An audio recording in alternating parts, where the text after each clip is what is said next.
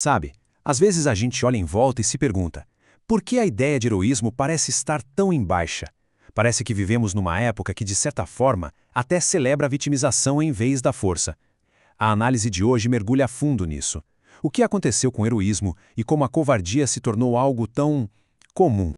E para começar a entender essa história toda, a fonte que estamos analisando aponta para um lugar bem curioso: as estantes de livros. Pois é, o jeito que uma cultura desenha seus personagens na ficção, nossa, isso diz muito sobre os valores dela. E a observação central é exatamente esta. Na literatura brasileira, há uma tendência de os personagens serem menores que seus problemas. Eles são engolidos pelas circunstâncias. Em vez de lutar, de se levantarem, eles são retratados como vítimas passivas que não conseguem de fato tomar as rédeas do próprio destino.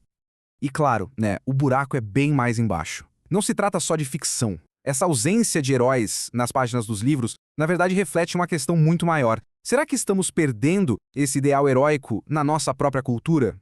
Ok, então, de onde vem esse afastamento do heroísmo? A fonte argumenta que o problema começa numa desconexão muito profunda. Uma desconexão entre o que a gente pensa sobre o mundo e o jeito como a gente de fato vive nele.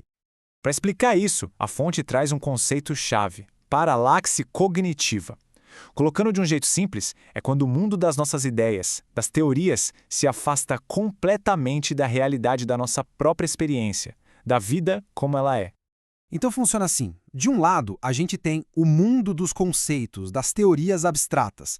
E do outro está a realidade vivida, aquilo que a gente vê, sente, faz no dia a dia.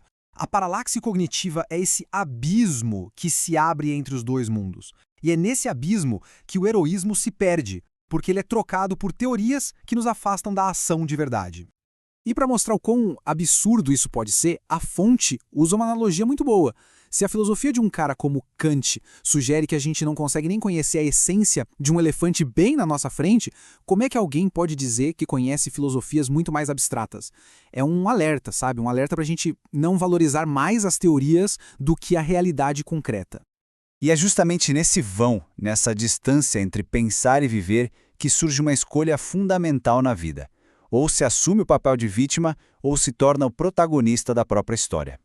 E olha só o contraste, é gritante. A mentalidade de vítima é aquela que se sente esmagada pela situação, que precisa da aprovação do grupo para se sentir segura e que sempre culpa o sistema ou os outros.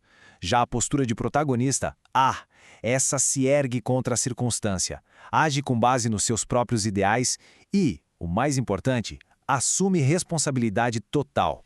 E o ponto central aqui não é ficar reclamando da sociedade, pelo contrário, é um chamado para ação.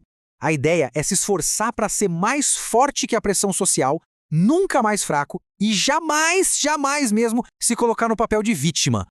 Tá, legal na teoria, mas e na prática? Como é que essa postura de protagonista funciona no dia a dia?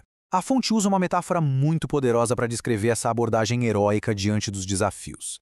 E aqui entra uma ideia fantástica do filósofo Ortega y Gasset. Ele diz que o destino concreto do ser humano não é ser derrotado pelas circunstâncias, mas sim reabsorvê-las. Basicamente, absorver e superar. O que isso quer dizer, na real? Que os desafios, os problemas, eles não são só pedras no caminho. Eles são a matéria-prima que o protagonista precisa engolir, internalizar e transformar em combustível para alcançar os próprios objetivos. A questão é engolir a circunstância e não ser engolido por ela. E essa citação, nossa, ela é direta, é crua, mas ela captura perfeitamente essa energia. É uma rejeição total a desculpas, a reclamações, é uma exigência de autossuficiência absoluta. Só que para bancar essa atitude heróica, para ser protagonista de verdade, precisa de uma base muito sólida. E é aqui que a análise propõe uma mudança radical de perspectiva. É o arremate final sobre como viver essa vida de protagonista. Primeiro, vamos admitir uma coisa que é de todo ser humano. A gente busca aprovação. É natural. Espelhamos quem somos no comportamento dos outros. Buscamos validação dos grupos aos quais pertencemos. Isso faz parte do jogo. O problema começa, o perigo mora, quando o julgamento do grupo vira a única realidade que importa. É quando a pessoa vira uma escrava dessa aprovação, atuando, como diz a fonte, para outros tantos idiotas como ele. E aí, como é que se sai dessa armadilha? A solução que a fonte propõe é de uma simplicidade genial. tem que mudar a plateia, parar de atuar para a sociedade e escolher um público mais elevado. E aqui está o pulo do gato. A coragem máxima que se pode ter segundo o texto.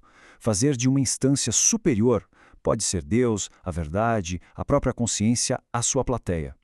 Porque, ao fazer isso, a pessoa começa a operar numa frequência, numa chave, que o julgamento social simplesmente não alcança mais. E no fim das contas, a gente fica com esta pergunta que muda tudo. Ela redefine o que é heroísmo. Não é só sobre como se age, mas para quem se age. Qual é a plateia que define a verdadeira medida de uma vida?